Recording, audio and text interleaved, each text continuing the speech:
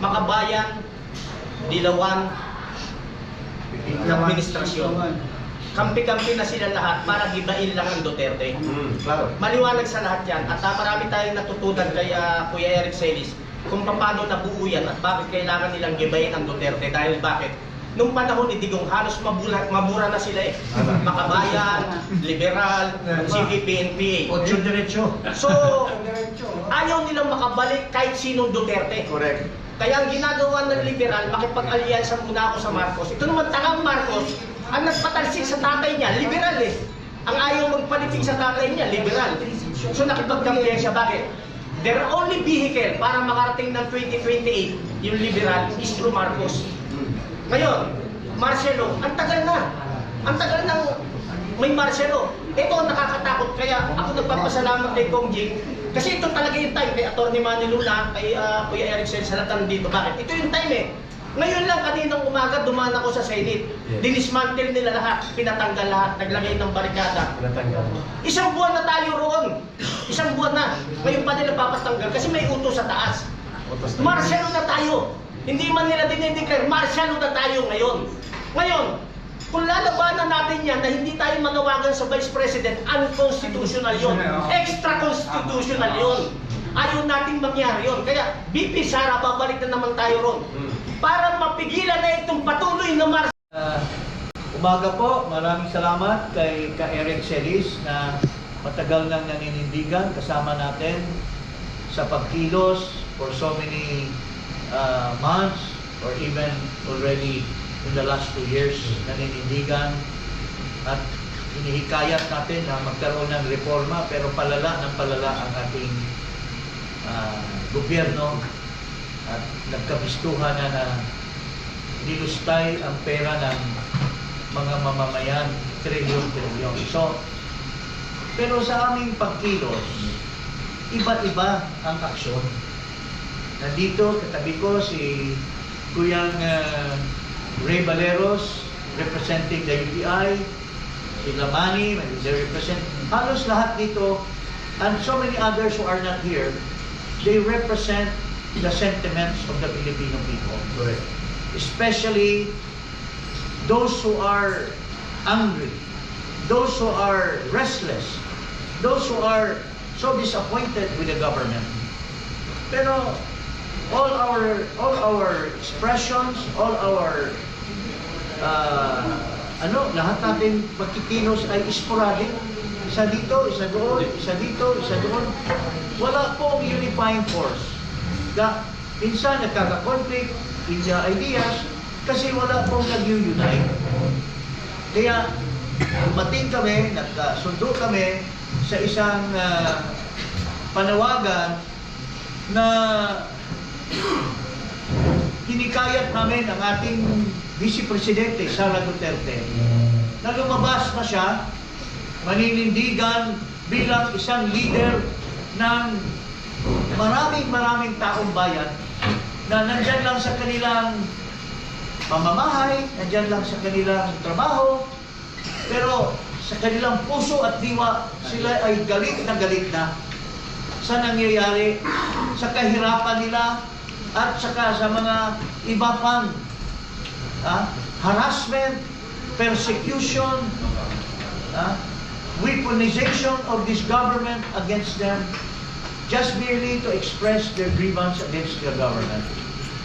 So, kailangan may isang tao na mag-unify, kailangan ng isang tao na titindig, haharap, at maghihikayat sa taong bayan na magkaisa, magbuklod-buklod.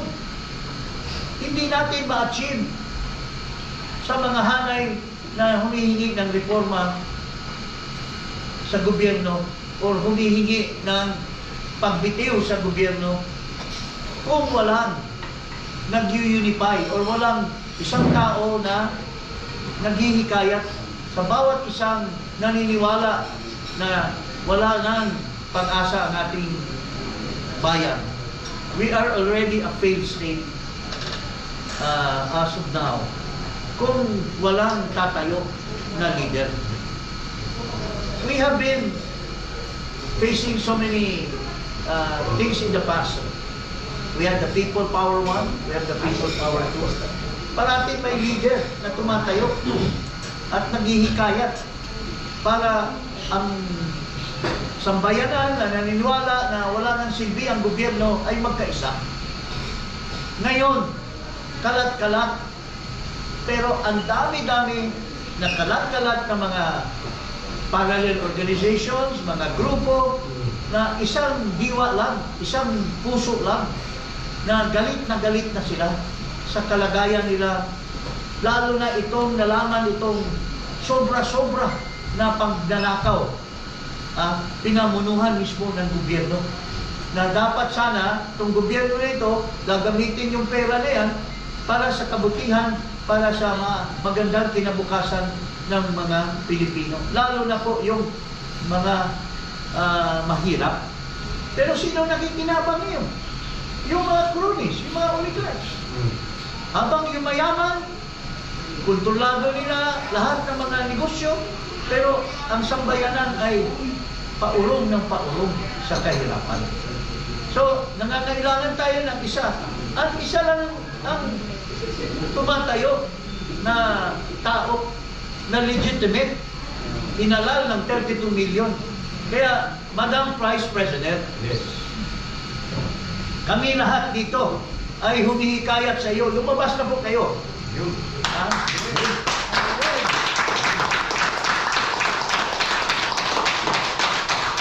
Nagsabi ko kayo na tatakbo kayong presidente. Eh, malayo pa yung eleksyon eh. Pero, nung sinabi mong tatakbo kayo ng presidente, you have already declared that you will lead. Yes. All of us. Pero if you're just inside your office, or you are just visiting a little number of people, you are not uniting all of us who believe in you as the true leader, eh wala pong mangyayari. Sa dami naming expression of grievance against the government, kalat-kalat po kami. Hindi kami magkabuo dahil hindi namin naririnig ikaw lumabas at hinihikayat nyo kami na magkaisa under your leadership, Madam Vice President. So, this is the time for you to wake up.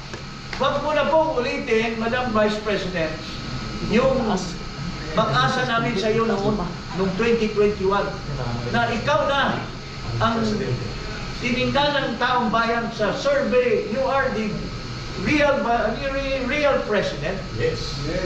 But you failed us at the time. You instead helped this bangag person. You helped him to become president. And look at what happened because of your help. Disaster. Naging disaster ang gobyerno. Nagkulong pa yung tatay mo, nilabas pa sa ibang bansa. But we are not blaming you because these are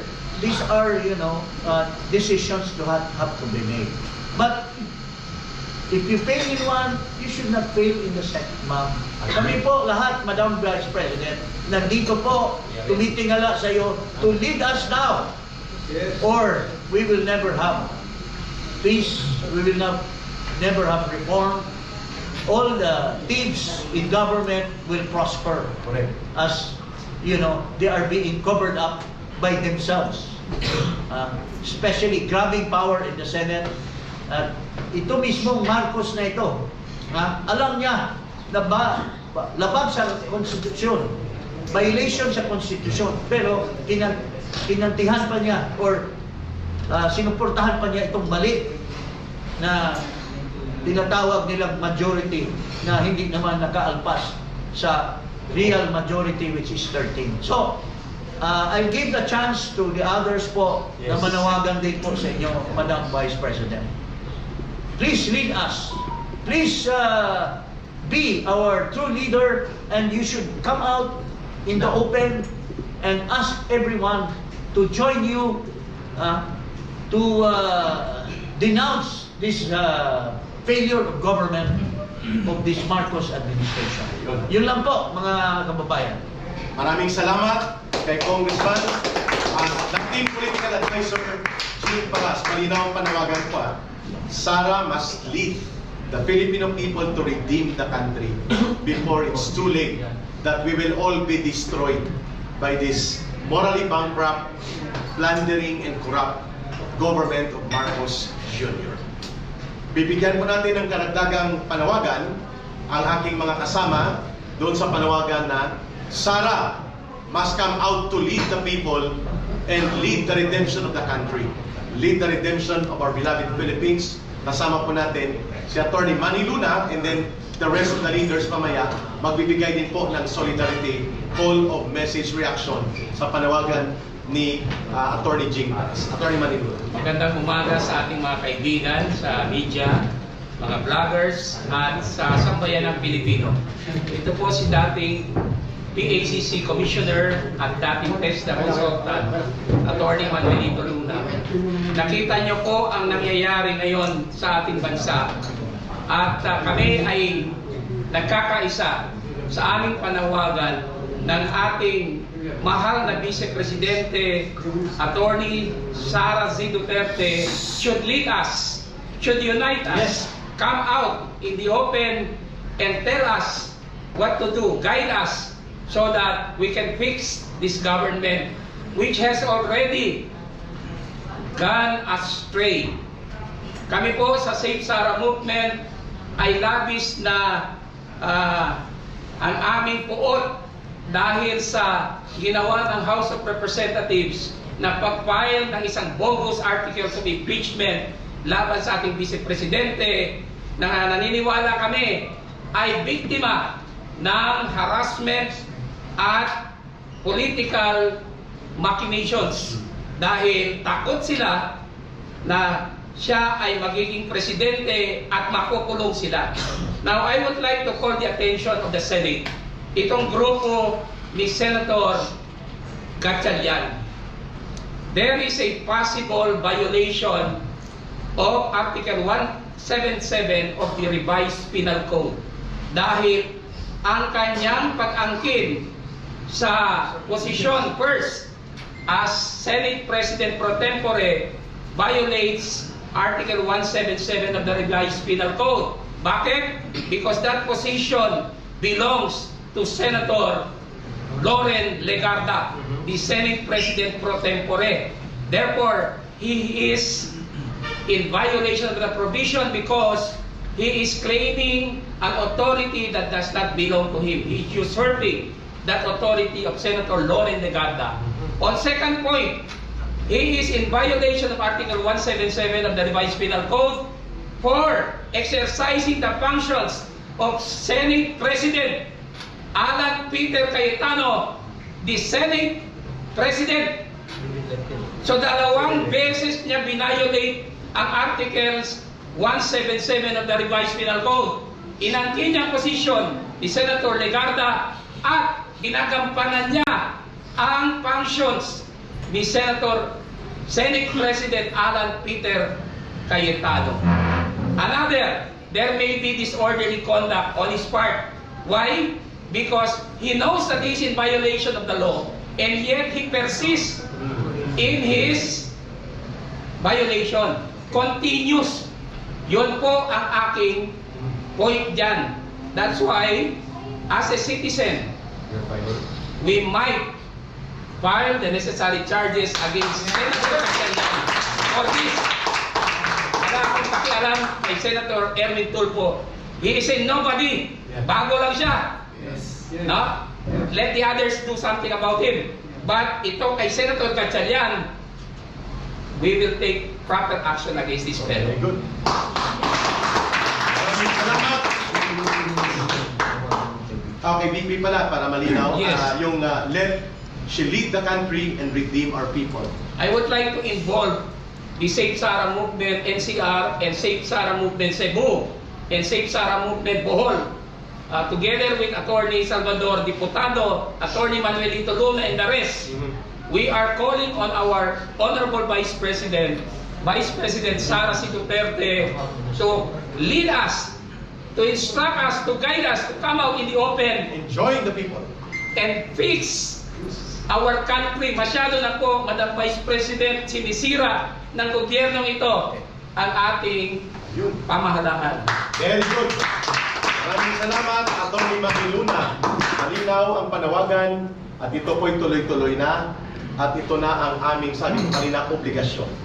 She may not respond immediately and she may know it voluntarily only on her part, but on our part, it's our obligation to recognize a leader at siyang kinikilala naming mamumuno.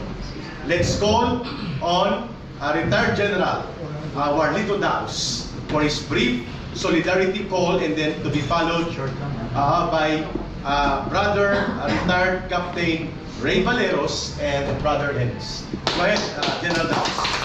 Brother Retirees Group. Sa inyo lahat, kasama ko po ang aking na-represent ko ang MUP, Pwede Informed Parat. Nasabi ko na, noong pong 2 months ago, nayano ko kay Congressman Parat kasi na-observe ko po na nagkakawatak-watak po ang mga parallel group. Kasi hindi lang isang samaan ng organisasyon ko. SFGF, Bang Pilipinas, yung mga Parak, Inday Clears, tapos yung mga iba, nahikayat ako inaano ko po, nagkakaiba ang nila, ang interest nila. Nag-vlog pa nga po ako noong 2 months ago. Hinahanap ko kanina, kaso na-erase na pala yung vlog ko. Na kino-call out ko si Vice President Sara Duterte na inano ko sa sarili ko. Inano ko po yung wordings ni Senator Benigno Aquino. Am I worth dying for? Kasi lumalabas po ako, tinataya po namin ang buhay namin dito. Lalo kami mga retired. Tapos, inano ko rin po doon sa vlog ko. I'm not Filipino for nothing. Ang inano ko. I'm calling out, dapat lumabas ka, Presidente, Vice President. I-lead mo po dahil nakakawatak-watak na kami. That is 2 months ago. Ngayon, nandito na po ang formal na panawagan. Okay. Sana po, Vice President, lumabas ka na. Ayun. Nagmamakaawa po kami sa iyo. Lead us, being a true leader. Nasa inyo po ang simpatsya ng sambayanang Pilipino. Ikaw lang ang pinagkakatiwalaan ngayon. No more, no less. Ayun. You owe to the Filipino people na i-lead. Hindi ako tumatawag ng revolusyon I-lead niyo po ang direksyon ng mga sumusuporta sa inyo. Baguhin natin, i-redeem natin ang dignidad ng isang Pilipino. Ayun. Maraming salamat po. Maraming salamat, Retired General Warlito Daos. From the other group and coalition, ay pakinggan natin ang brief but solid call of reaction and response mula kay dating Navy Captain Ray Valeros ng United People's Initiative. Maraming salamat, Kuya Eric Celis. At Atty. Manny na nandito kay Brother Kongjing para sa lahat na nandito. Mabilis lang po ito. BP Inday, ito yung panahon na kailangan lumabas ka na. Yun. Ipapaliwanag ko kung bakit. Kapag hindi ikaw ang pinanawagan namin na mag-lead sa amin, magiging extra-constitutional yun. Correct. Kaya kami sa'yo nakaangkla para walang gulo, constitutional siya. Simulan natin sa Supreme Court. Ang Supreme Court hindi makapag-decide. Bakit? Unahin natin TRO ni Bato. Hindi siya makapagbigay ng TRO kasi pag nagbigay ng TRO ang Supreme Court, inamin niya na mali yung ginawa nila kay PRRD. Yun. Ngayon, kung kumampi naman ang Supreme Court doon sa ICC at sa gobyerno, inamin naman ng Supreme Court na failure na ang justice sa bansa natin. So, anong gagawin niya? Papatagalin lang niya ang issue. So, yun ang stand nila. So, hindi tayo pwedeng maghintay ron. Punta tayo sa legislative branch, sa House of Representatives. Hindi natin kailangang ipaliwanag. Doon nagmula ang kaguluhan. Punta tayo sa Senate, hati ang Senate ngayon. Pumunta tayo sa executive branch, di lalo na. Sila nga yung nagmamando kasabwat lahat At kaya tayo lumabas ngayon at direktang nananawagan kay BP dahil ito na lang yung natitirang constitutional move na pwede namin gawin. Hindi kami gagawa nito, hindi kami mananawagan na sama-sama, magiging extra constitutional yun. At ayaw natin pumunta tayo ron. bago ako magtapos, BP Inday, ito na yung pagkakataon kasi bakit? Kapag namatay si Digong sa Dahig, na alam naman natin lahat doon tayo papunta, course. ikaw ang magiging pinakamalungkot at nagsisisi na Pilipino sa bansa natin. Bakit? Kung sinunod mo ang tatay mo na tumakbo kang presidente, Yes! hindi na marunong ang tatay mo, hindi na marunong si Baha. You owe it to the people. BP Inday, you owe it to the people. Huwag kang magkaroon ng second mistake. Kaya kami naninindigan ngayon dahil ikaw lang ang constitutional successor. Wala nang iba. Kapag ka hindi kami sumigaw ng constitutional succession, magiging extra constitutional yun. Ayaw namin mangyari. BP Inday, nandito kami, nananawagan, tumayo ka na. On behalf ng mga active military, bakit hindi sila makasuporta? Alam ko sa puso ko, dahil lagi natin silang kinakausap. Ang sagot nila sa akin, bigyan mo kami ng reason, Kap, bakit namin kailangan siyang suportahan? Wala siyang pronouncement.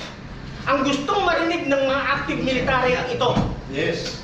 Alam ng buong bansa na windang na ang bansa natin dahil sa windang na Pangulo na yan. So bilang pangalawang Pangulo, hindi ko inuutusan ng active military na magkaroon ng kudeta o gumawa ng bagay na hindi naaayon sa konstitusyon. Pero putang ina, suportahan nyo yung mga nagsasabi ng katotohanan. Bilang Vice President. Yun ang gusto marinig ng ating mga active military. So BP Inday, tumayo ka na. Dahil pag hindi ka tumayo, baka maging istorya ng bansa natin. Maraming salamat po. Tama, Ito ay sentimiento mula sa mga retired military and police officers, men and women in uniform. At naririnig po at maririnig yan na mga nasa aktibo, hindi kami nag-uudyok. Kami po ay naglalahat ng katotohanan that the only constitutional legal succession sa kabulukan ng gobyerno na hindi magiging madugo, mapayapa at nasa legal na batayan ay ang pagpalit kay Marcos ng kanyang constitutional successor, none other than the Vice President. At yan ay tinutulak ng taong bayan. Yan ang itutulak natin sa mapayapang paraan. Kaya pakinggan natin ang riding community sectoral organization all over the country kay Brother Renz sa kanyang pahayag, and then open for question and answer to be led by the panel. Brother Renz, mula naman po sa grupo ng Duterte Riders Support Team, or Duterte Riders Support Group, at lahat ng Consolidated Riding Community, please, your statement. Magandang umaga po sa ating lahat. Sa aking mga napakinggan po dito sa aking mga magigiting po na nakasama, marahil para lahat po kanila na nasabi. Although, nire-represent ako po, hindi naman po lingid sa inyo. Mula po nung nakuha po si Tatay Digong last year, March 11, so nagkaroon na po kami nang nakikita niyo po na lumabas sa kalsada ang DRS, which is kahit saan po meron, nandun po ang Duterte Rider Supporters. And then kami rin po yung DRT, under naman po dun kay Founder Moises de Paine ng Cebu. Ang DRS po, Kuya Oini, nakasama po sa kanila. Ang senior lingkod naman po ay ang Pangulo po ng Duterte Group Riders Philippines po, yung DGRP. So halos hindi po nagkakalayo lahat ng itinatag. So ngayon po, kumakataon po ng Riders Philippines po ng buong bansa natin. Ang panawagan po lang po please po, Madam Sara, sana po i-lead niyo po ang ating bansa na sobrang hindi lang po nila pastangan, niyurakan, sobrang panggagasa na po. So nakakaawa lang po dahil nga po, katulad po natin, karamihan po dito, mga may anak din po tayo. So unang-una pong tinitignan ko, bakit po ako muli lumabas? Ang inyong po lingkod nawala na po bilang nagsilbi po before sa kabataan SK. And then nag-federation po ako ng school sa aming lungsod.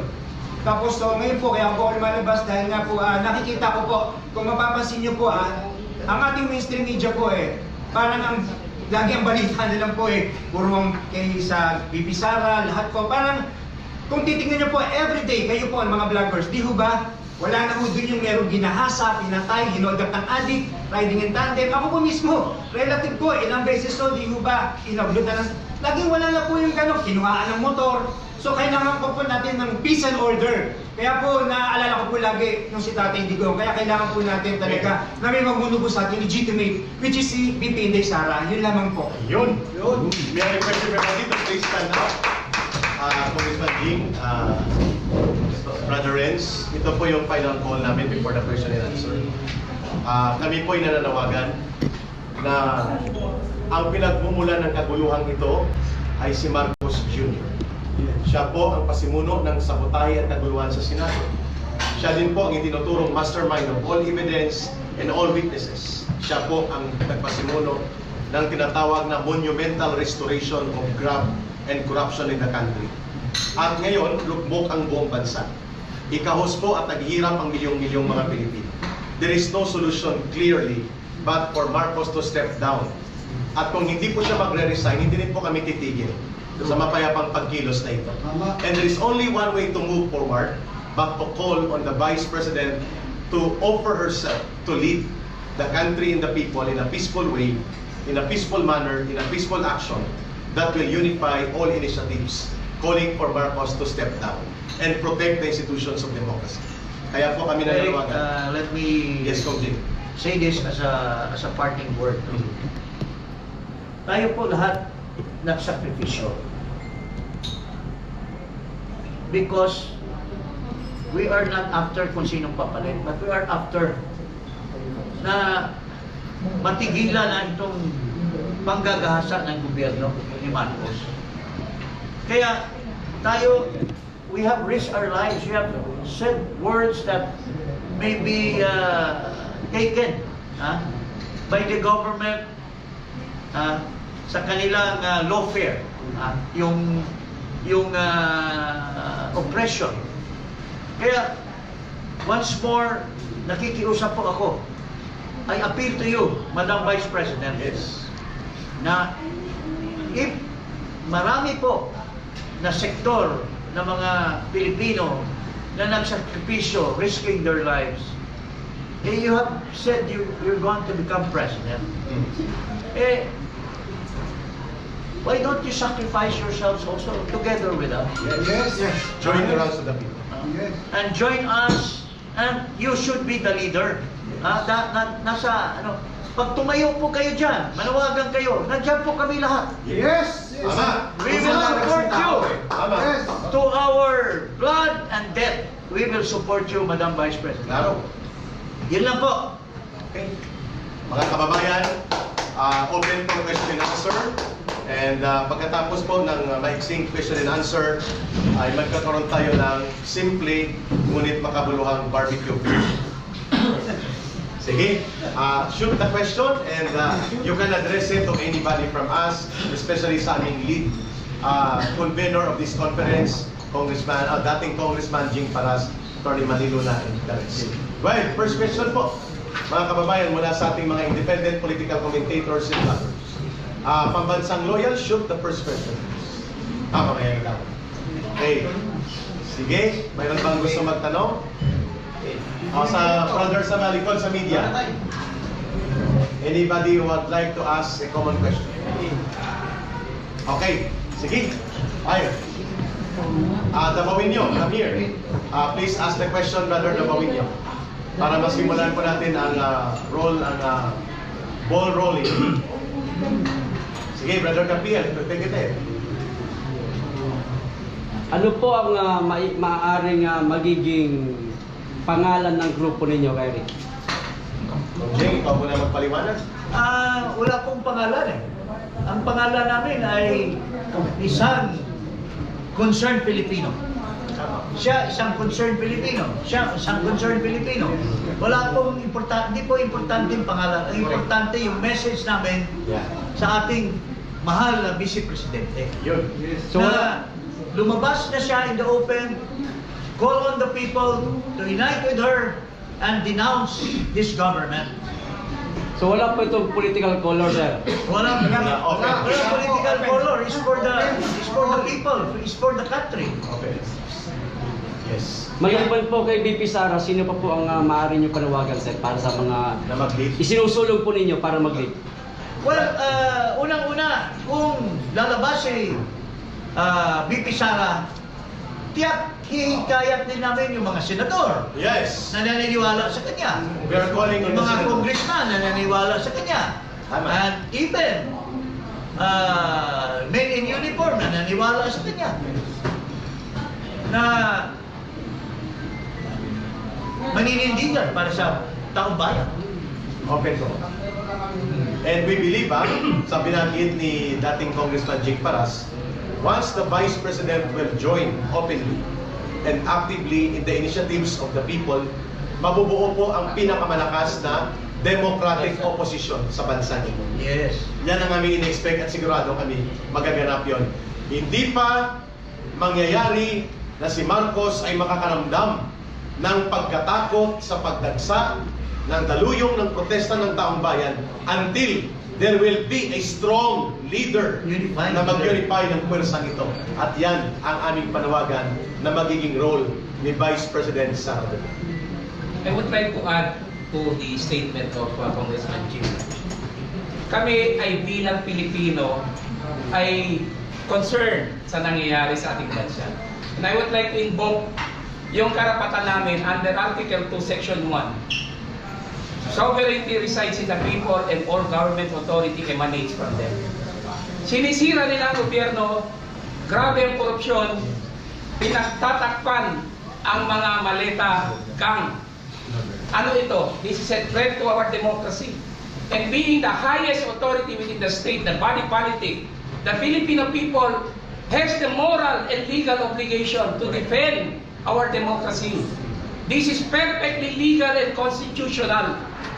So, ito ang ginagawa namin, walang label po ito. We belong to the entire mass of Filipino people. Yan po, to put it in the right context. Maraming salamat. Ayun! Next question, ma'am. Go ahead po. Thank you, Yes po, Attorney. sir. Mga sirs, ang question lang po is, di ba nag-declare po si VP Sara na lalaban po siya o tatakbo siya as a president of 2028? Is it not enough po ba para kumilos tayo ngayon na in her side? Kulang pa po ba yun? Kulang na kulang po. Ha? Kasi kung leader ka, dapat lumabas ka. Yes. Manawagan ka, dapat the people are swarming over you. Hindi nyo maghintay ka pa noong 2028, napakalayo pa nun eh. Ubos na kami. Baka maubos na tayo sa kakahuli ni Matibag at yung mga ibang baka ubusin na yung mga tao sa hay. Ubos na. Isa pa, there's a threat by Matibag. Sinasabi niya, although considering them block, kasi wala naman siyang pinakitang warrant when they were attempting to arrest Senator Bato, na merong mga lalabas na warrants against other personalities. You know, he's advancing that, and I don't trust this guy. Because doon sa ginawa niya sa Senado, I was there. I was outside together with the other rallies nung mangyari yun. Tapos ang dami niyang sinabi na hindi tugma sa reality. We were near him by a few meters. Wala siyang dalang Tapos warrant. wala siyang dalang warrant, and he is trying to effect a warrant na wala namang lawful authorization from the local court. Tapos ngayon, naglabas siya ng istorya na meron pang mga warrants against other personalities. Ito is the foulest I've ever heard from an NBI director. Kaya nananawagan ako kay Atty. Matibag to resign immediately. Kasi hindi na niya ginagampanan ng tama ang kanyang tungkulin. Politika na ang ginagawa niya. That is not the mandate of the NBI. Correct. Tapos, I just add, no? Yung sabi mo, isn't it enough? If you look at history, ma'am, even in the French Revolution, even in Cuba, why are there names of mga Che Guevara? Sa French Revolution, yung Jean Paul Marat, and in Myanmar lang, sa ASEAN, si Aung San Suu Kyi, lumaban, mga military pa ang kalaban. They stood up and was supported by the people. Kasi kung walang mag-unite, may kanya-kanyang leader yan at mag-away-away. Pero isa lang tinitingala ng lahat, si VP Sara lang. Kaya dapat nandyan siya sa harap natin. Tama. At maniniwala tayo lahat. At hikayatin tayo. You know, if there was Moses, she is the modern Moses. She will bring us to the promised land. Correct. We agree. We agree. Opo, agree. Yes, ma'am, Sir, Palawan. last follow-up question. Sa tingin po ninyo lahat ngayon, is it undeclared martial law or what it is? Bigyan natin ng pagkakataon ang taga-UPI. Si Ray muna. Kasi, Alam na natin yung problema ng bansa. Hindi na natin kailangan pag-usapan. Alam natin, bago kung sagutin yung tanong mo, kailangan i-trace back natin eh. Kasi tumayo ka na! Yes! Yes! Yes! Ito na yung tanong mo na undeclared martial law, sabi mo. Hindi niyo ba nafe-feel? Feel na feel Yes. po. Oo. That's why it is Yung compare undeclared. nung martial law na dineclare noon ng tatay niya at ngayon na sitwasyon, halos parehas ang paggawa. Mas maselan pa. Sama. Noon, officially, ito, silent. Yun ang sagot. Official yan. Huwag kayong magkaila. Hindi Tama. kayo bulag. Yes. Wala. Nararamdaman nyo yan. Tama. Yan po. Tugtugan ko lang, napaka-importante. BP Inday. Lumabas ka lang, manindigan ka. Anyway, dinudurog ka na eh. Tama. Kaya lang nananatiling nakatayo si BBM. Kaya nananatili siyang nakatayo ngayon. Durog na rin pagkatao niya eh. Dahil kontrolado niya ang mainstream at social media narrative and perception. Marami silang trolls, may ginagamit silang machine to shape perception. Ngayon, BP Inday, tumayo ka! Kami nagagaranti rito, may lalabas na 1 milyon sa Luzon, Visayas, Mindanao. Nandigan ka na! Pang reaction to that question. well, the way it is now, ang nakikita natin, wala na hustisya. Ha? Bendalo. Bendalo. So, ano pa bang masasabi natin kung hindi martial law yan? Yung panahon ni Marcos, bendalo din lahat eh. Mayroon pang aso noon eh. Oo. Na uhulihin ka lang, wala kang kalaban-laban, walang warrant. Eh ito ngayon, under the guise of a warrant, pero pagdating sa piskal, maski walang basihan, dahil i-decide ng piskal na ipapayal sa korte.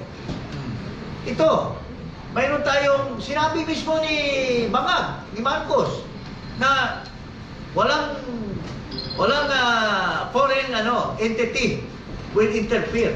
Walang ICC na sasantuhin, walang ICC na papasukin.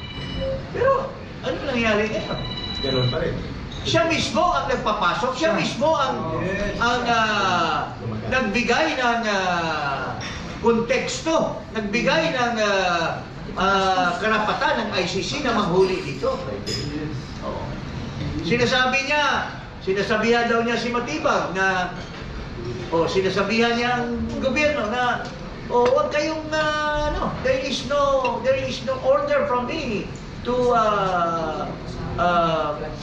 warrant to arrest Bato. Pero ito yung sabi niya, pero yung ginagawa sa pailalim, sumugod as declared by Senate President Cayetano. They were even in battle gear.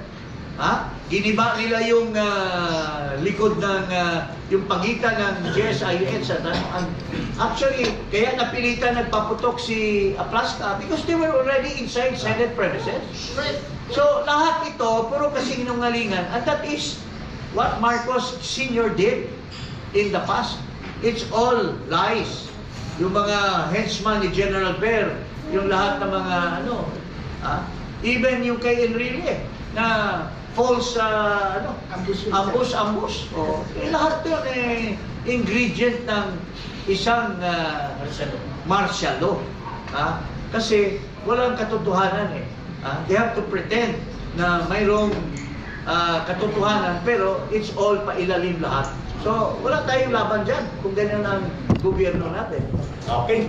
Sige sir, your next question. I'm Walter Danusa from Ronda Balita, Pilipinas. May suggestion sa ano po ako, no? Mas maganda magkaroon ng gas si BP Inday Sara. Magkaroon tayo ng million signature campaign Pag nakita po niya yung Minyo sa picture campaign, Wala na po. Kami, respect.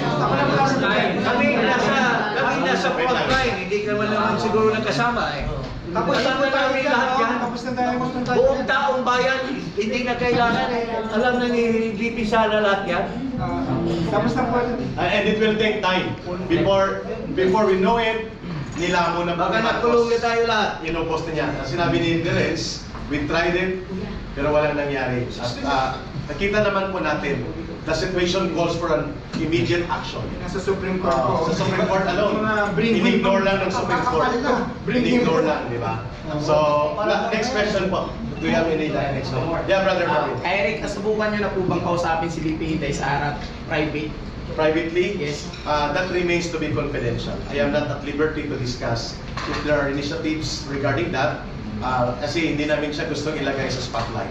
Tsaka ano mo, with your respect, hindi naman kami 100,000 people na may puot, may dinadamdam, makipag-usap kaming 100,000 people. Mabigat yun. Kaya we did this in public because hindi lang kami, lahat ng mga organization namin. This is shared by so many other organizations na ganun ang pakiramdam. Kaya talagang magalit man yung mga tao na kapaligid sa kanya or whatever, we don't care. Basta pinaabot namin ang sentimento ng mga tao na nakikita namin araw-araw. Sa tagal na kaming nasa kalye na nanawagan, hindi namin mabuo-buo kasi sinasabi nila, sino bang leader yan? Leader dito, leader doon, leader dito. Pero kung mag-isa lang yung leader, nandiyan kami lahat. At isa lang ang komando. Yes. Yeah. Di ba? Ano? Next question, brother. Magandang araw po sa inyo. Kung sakali po na pumayag po si Madam Vice President na pamunuan po tayo, may mga susunod na hakbangin na po ba tayo? At ano po ang pagkakaiba po ng grupo po natin kung tatayo po tayo bilang isang oposisyon sa mga nagkukunwaring oposisyon na humihimot ng pwede pumasok lumita? Doon natin makikita. Kasi pag tumayo si BP, yung nasa mga sarili lang bahay, yung tinatawag na mga fence-sitter, na silent majority, na may puot sa kanilang puso, may puot sa kanilang damdamin, maglalabasan yun. Kasi kung naninindigan na yung isang vice president sino pa kaya tayo na hindi natin ilabas yung sentimento natin? Correct. Kaya pagpupuntahan lahat yan, ang tawag niyan is spontaneous. Spontaneous reaction. Spontaneous yan. Now, kung hindi maging totoo na itong mga tao na naninindigan at may damdamin, hindi totoo. Makikita din yan. Hindi pala ako tatakbong presidente, wala palang nagsusupport sa atin. Di ba? That is also one test. Barometer yan. And at least, klaro, if she did it, at least she did the right thing. Yes. Hindi po pwede na ang isang leader ay sigurista Tama. sa lahat ng pagkakataon. Ang isang maayos na leader at matapang at matatag ay leader na handang humarap sa panganib at risiko. Lalo pa kung kasama niya ang kanyang mamamayan. Walang desisyon na walang kakibat na risiko o panganib. Hindi namin sinasabi na i-risiko niya yung sarili niya. Ang sinasabi namin, it will be voluntary on our part. But on our part, it will be mandatory for us to ask her kasi kami ay mamamayang Pilipino. And we're looking at her as the leader. At sinasabi namin, ulitin natin, walang kasaysayan ng kilusang masa o anumang mga paglaban ng mamamayan sa mapanupim at abusadong gobyerno na nagtatagumpay kung walang alternatibong leader na namumuno at nagbubuo at nagbubuklod sa pagkilos ng mamamayan. And that situation now is calling for Vice President Sara Duterte to be a part directly, to be involved in the People's Democratic Opposition Movement. At kung may risiko man ito, willing kami mag-join sa kanya sa risiko. Baka tinatanong nyo, paano kung aristuhin siya at ipapakulong siya?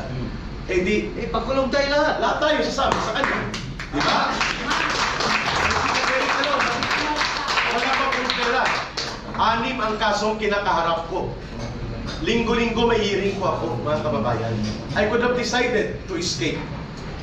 I could have stayed abroad at nag-asylum. Ba't ako bumalik? Yun ang tanong sa akin ng mga kasama dun sa sa US, sa Canada, alam mong maiipit ka ba't ka babalik? Anong sabi ko? Mahirap po talikuran ang konsyensya na sinasabi sa akin I should be part ng pagkilos ng taong bayan. Baka sinasabi mo lang dahil hindi ka naman Vice President.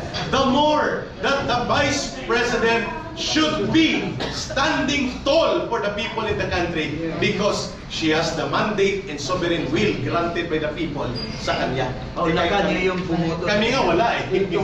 Kuya Eric, dito ko na po, dito ko na po. Si Kuya Eric po, sa kanyang sinabi ko ngayon, yung po dapat ang ating pinuno na namumuno. Yung meron po tayong patriotism na wala doon sa taong namumuno sa atin ngayon, Yun. which is si BBM. So, mapalit po tayo, meron pong mga kagaya po nito mga tao na mayroong pagmamahal sa bayan. Yun, thank you. Dagdag lang isa. Dagdag isa. Hindi ito para kay After you, Hindi ito para kay BP. Matalino siya abogado yan. Ito ay para sa ating lahat. Ang sitwasyon natin ngayon parang isang palubog na kumpanya. Yung presidente wala na talaga, corrupt. Lahat ng empleyado gustong lumaban. Ang iniisip nila, pag lumaban ako, sipahin lang ako nitong gagong presidente dahil empleyado lang ako. So yung vice president ng company, hinihintay nung mga empleyado na manindigan. Kasi pag yun na nanindigan, lahat yun sasama mas matibay siya. So hindi tayo, kaya yung sinasabi ni Kong Jing, ni Atty. Manny, ni Kuya Eric, lahat tayo rito, hindi pwedeng tayo yung gagalaw na walang ulo. Kasi pag vice president ng company ang gumalaw, legal yun. Kasi siya ang alter ego ng presidente. Bago lumubog ang kumpanya, kailangan i-save niya yung company. So, hindi tayo matatakot na lumaban kung nanindigan na si Sara. Bakit? Hindi tayo pababayaan ni Sara mayroon tayong... So, kailangan, BP, maintindihan mo ito. Bago lumubog ang bansa natin, manindigan ka na. Ayun! Sabi ni brother, by faith. So kung itong ginagawa natin ay may basbas ng Panginoon, ito yung lalabas na sinasabi ni Kong Jing Taras, another Moises. Biblically speaking, ibigyan tayo ng Diyos kung tatayuan tayo ni Vice President Inday Sara Duterte. Okay. Sir, halimbawa sir, kung tumugon po si VP Inday Sara sa panawagan nun ninyo, nakakasigurado ba kayo na meron po mga men in uniform na sumama po sa panawagan din niya? Kasi kayo po dati po kayong mga sundalo, sir. Marami na akong running na pintahan. Lumalapit ako sa mga active ng pulis. Dahil nararamdaman ko yung nararamdaman nila dahil sumusunod lang sila sa ano. Alam mo bulong sa akin, sir, alam ko ginagawa lang namin ng trabaho namin. Pero honestly, pag may mag-lead lalabas sila. Yung mga, lalo yung mga lower ranks, non-officers rank, marami. Kasi apektado din yung mga pamilya nila eh. Maniwala kayo. Sanay ng men in uniform. Kasi alam po nila, na inilalaban natin lahat, part din yung pamilya nila. Sir, sa inyo na po nang galing, sir. Brother Kapit, may dagdag lang na pag-clarify si Atty. Manny. Then, question ba? Alam nyo yung ating military establishment. May record na sila 2 beses sila tumayo para sa Pilipino. History. Diba? It's a 1 and it's a 2. Kaya hindi na namin dapat sagutin yan. Alam na natin kung ano Alam na ang natin nila. yan. History will tell us kung anong magiging reaction nila kung mayroong namumuno. Yun. Dagdag lang ko, ito parang alam nyo na lahat, yung damdamin nyo is talagang mabuhay siya. Lahat ng general dito sa PNP at saka sa AFP, identified ng mga lower rank, sino yung nasusuhulan at tumanggap. O kunti lang yun. Realidad yan, alam yan. Okay. Ngayon, naghihintay lang sila ng galaw ng taong bayan kasi hindi sila pwedeng manguna. Marami silang kakaharapin ng problema. So ang katapat nito, taong bayan lang, sigurado, ako nagsasabi sa inyo, marami dyan lulutang para sumuporta sa taong bayan. Agree. Yes. Mga final question from KPL. Kung wala na po, mag-barbecue fellowship. Kasi before sa iyo, si KPL by panahon. Nandito po si Sir Rano. Sige. Doon sa likod po. Si Tatay Rani. Oh, Tatay Rani! ano ba? Halika! I welcome natin si Quezon City Councilor Tatay Rani.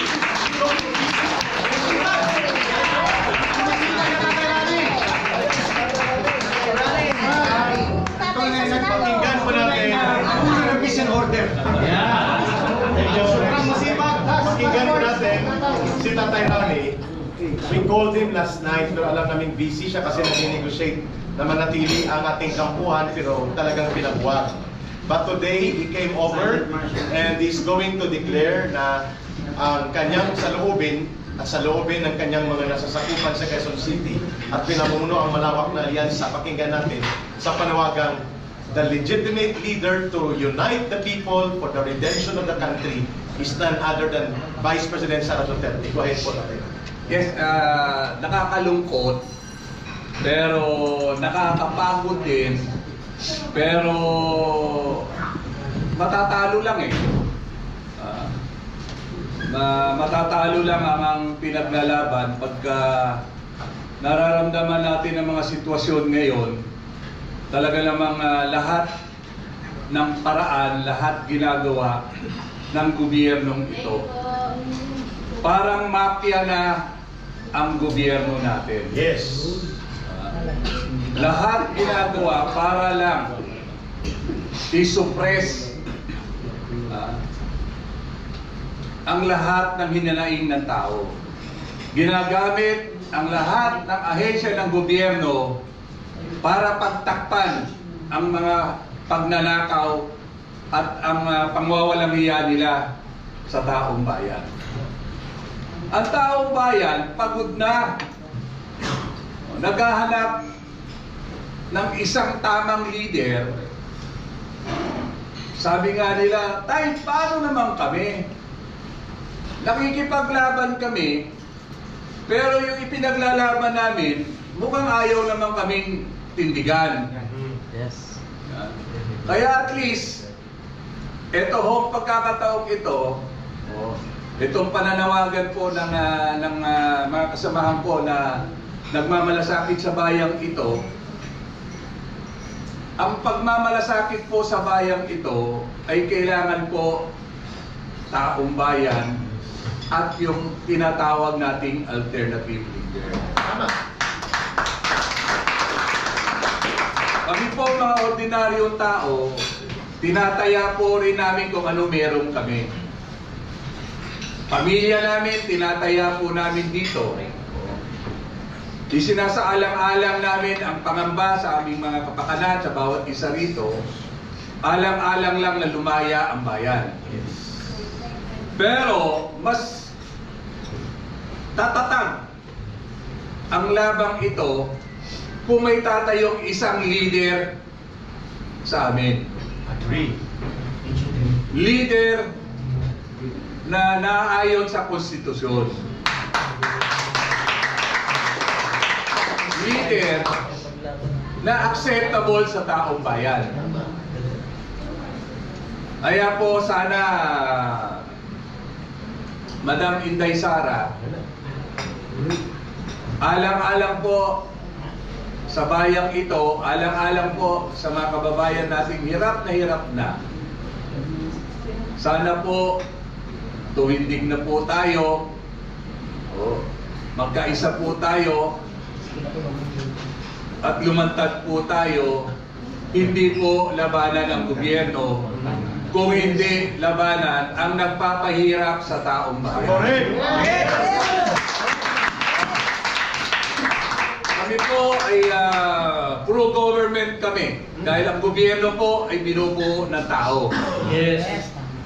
At ang gobyerno dapat magsilbi sa tao. Agree.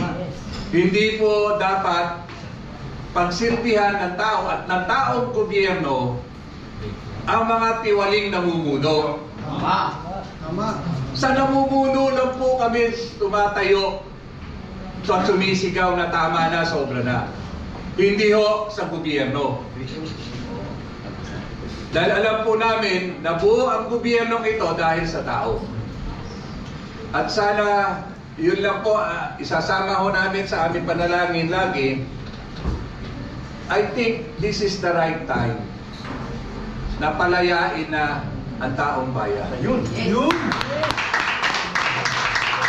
Na lumaya na ang taong bayan sa kahirapan Yes! at malawakang pagnanakaw sa pera ng bayan. Mama!